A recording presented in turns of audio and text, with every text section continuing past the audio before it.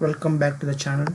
Previously we discussed about CICD pipeline, and we are going to discuss about today dev stage and production lifecycle in software development. Whether you are a developer or a tester or just curious about how apps make it from an idea to your in your phone or laptop. So in this example we are taking Amazon e-commerce website.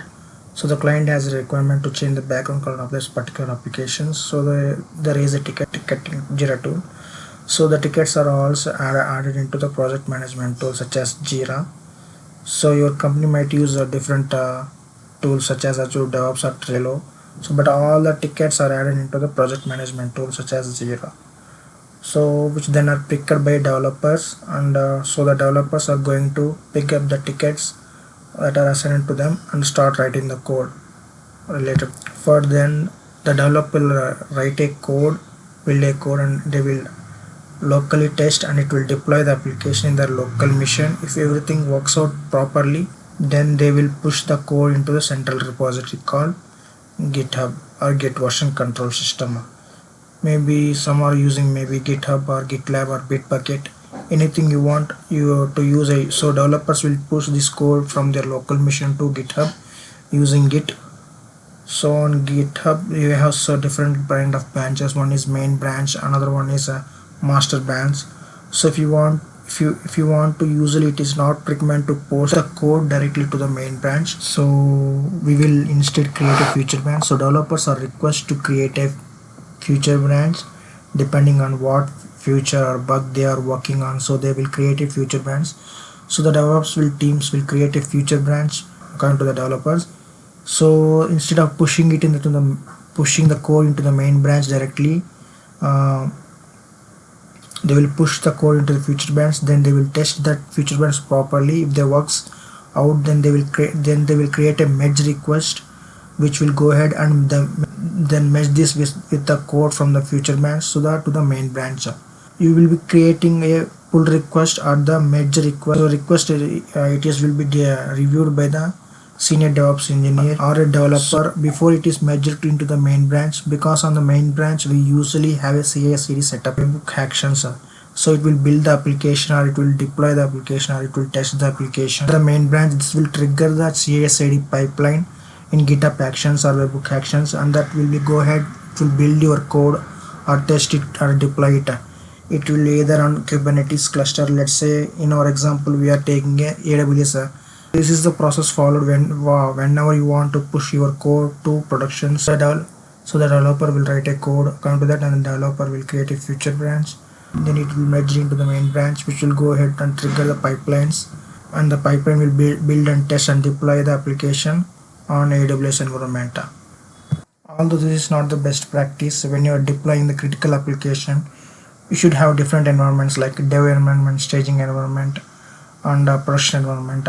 So before you push it in the main branch or the production environment, so instead of pushing changes to the main branch and creating a application through it, we will first push the change to the dev branch and test out everything is working properly. If it's worked properly, we will go to the upper branch such as a test branch or staging QA environment or staging environment. So in the staging branch, in this branch we are going to use the proper pre-production data. It is very similar to the real data or production environment data. So we are going to use our application. So will test out things using pre-production data. This is very similar to the production environment data. So we are going to be doing a load test on this environment, make sure that application is able to sustain the load, and we also do some smoke test and make sure the application works properly in this production.